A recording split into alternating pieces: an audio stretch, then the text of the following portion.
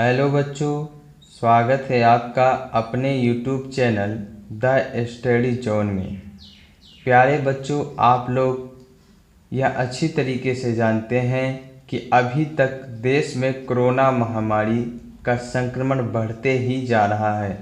यह कम होने का नाम नहीं ले रहा है और इसका अभी तक कोई इलाज भी नहीं मिला है। इस कारण सरकार ने इस बार बोर्ड परीक्षा 2020 और 21 के लिए आपका जो सिलेबस है वो कक्षा 9 से लेकर कक्षा 12 तक का सिलेबस 30% कम कर दिया गया है। तो आज की इस वीडियो में हम बात करने वाले हैं कक्षा 11 मैथ गणित विषय का जो नया सिलेबस है जो 30% कम कर दिया गया है, उसके बाद में जो नया सिलेबस है जिसे आपको पढ़ना है उसके बारे में। तो प्यारे बच्चों आज की इस वीडियो में हम यह जानेंगे कि आपको मैथ सब्जेक्ट से यानी गणित विषय से आपको कौन से चैप्टर पढ़ने हैं और कौन से चैप्टर के कौन से टॉपिक पढ़ने हैं और कौन से टॉपिक नहीं पढ़ने हैं। तो प्यारे बच्चों, आज की इस वीडियो को शुरू करें उससे पहले मेरा आपसे रिक्वेस्ट है कि अगर आपने अभी तक चैनल को सब्सक्राइब नहीं किया है तो प्लीज़ आप चैनल को सब्सक्राइब करें, घंटी वाली बटन दबाएं तथा ऑल पर क्लिक करें। साथ ही वीडियो को पूरा देखने की कोशिश करें। तो चलिए प्यारे बच्चों, आज की इस वीडियो को हम शुरू करते हैं।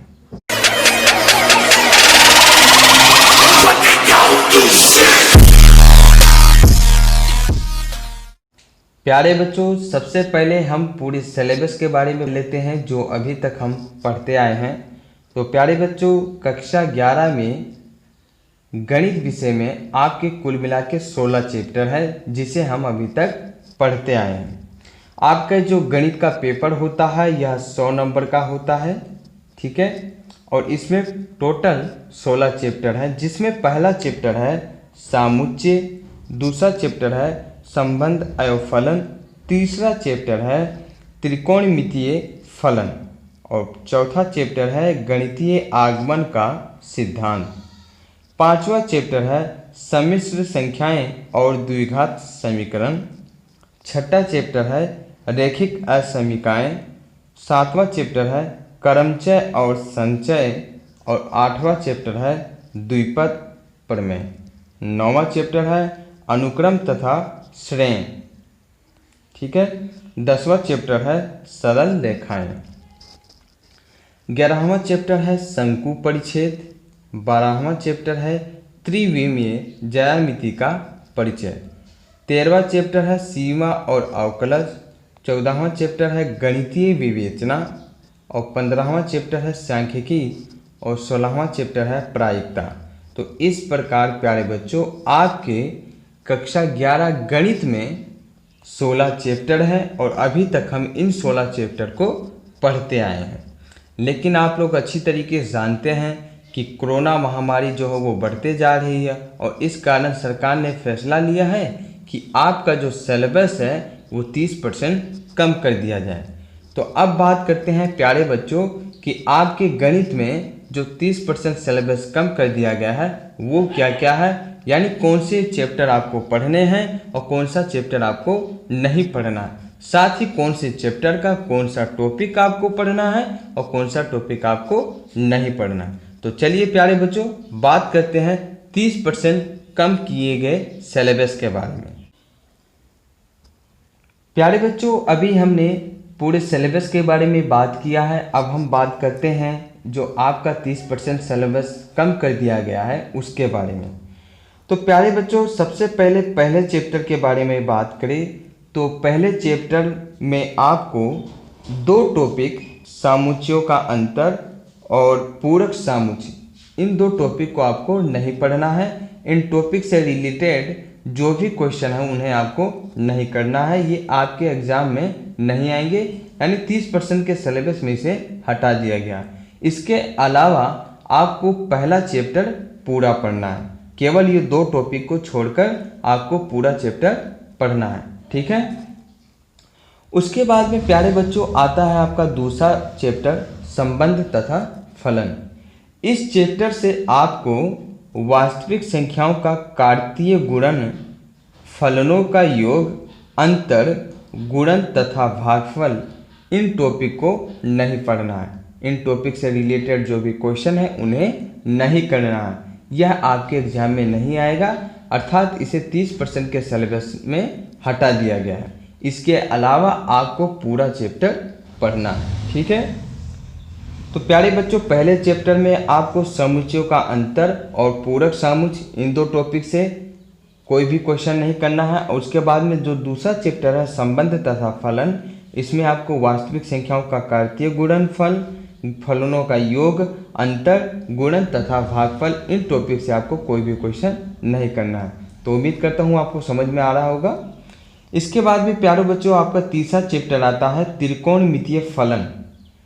इस चैप्टर में आपको साइन वाई बराबर साइन ए, कास वाई बराबर कास ए और टेन वाई बराबर टेन ए, इस प्रकार के त्रिकोणमितीय समीकरणों के व्यापक हल से संबंधित जो प्रश्न हैं उसे आपको नहीं करना है, ठीक है। ये आपके एग्जाम में नहीं आएंगे इस बार, यानी ये आपके 30% के सिलेबस में कम कर दिया गया। इसके अलावा आपको पूरा चैप्टर पढ़ना है, ठीक है। केवल आपको साइन वाई बराबर साइन ए, कास वाई बराबर कास ए, टेन वाई बराबर टेन ए, इस प्रकार के जो व्यापक समीकरण हैं उनको आपको नहीं करना है, उनसे संबंधित प्रश्नों को आपको नहीं करना है, ठीक है। उसके बाद में प्यारे बच्चों आपका चौथा चैप्टर आता है गणितीय आगमन का सिद्धांत। तो प्यारे बच्चों ये पूरा चैप्टर आपके हटा दिया गया है। इस चैप्टर में आपको कुछ भी नहीं पढ़ना है, ठीक है। चौथा चैप्टर जो है गणितीय आगमन का सिद्धांत, इसे आपको पूरा नहीं पढ़ना है। ये आपके सिलेबस में इस बार बिल्कुल नहीं आएगा, ठीक है। ये पूरा चैप्टर आपके हटा दिया गया है। उसके बाद में प्यारे बच्चों आपका आता है पांचवा चैप्टर सम्मिश्र संख्याएं तथा द्विघात समीकरण। इस चैप्टर में प्यारे बच्चों आपको सम्मिश्र संख्याओं का ध्रुवीय निरूपण, इस टॉपिक से रिलेटेड क्वेश्चन को नहीं करना है। ये टॉपिक आपके इस बार एग्जाम में नहीं आएगा, इसे हटा दिया गया है, ठीक है। इसके बाद में प्यारे बच्चों आपको छठा चैप्टर पढ़ना है पूरा, सातवां चैप्टर आपको पूरा पढ़ना है। फिर आता है आपका आठवां चैप्टर जो कि है द्विपद प्रमेय, इसे भी आपको नहीं पढ़ना है। ये पूरा चैप्टर आपके हटा दिया गया है, ठीक है। तो प्यारे बच्चों एक तो चौथा चैप्टर आपको पूरा नहीं पढ़ना है और एक आठवां चैप्टर पूरा आपको नहीं पढ़ना है। ये दोनों चैप्टर पूरे के पूरे हटा दिए गए, इस बार एग्जाम में नहीं आएंगे, ठीक है।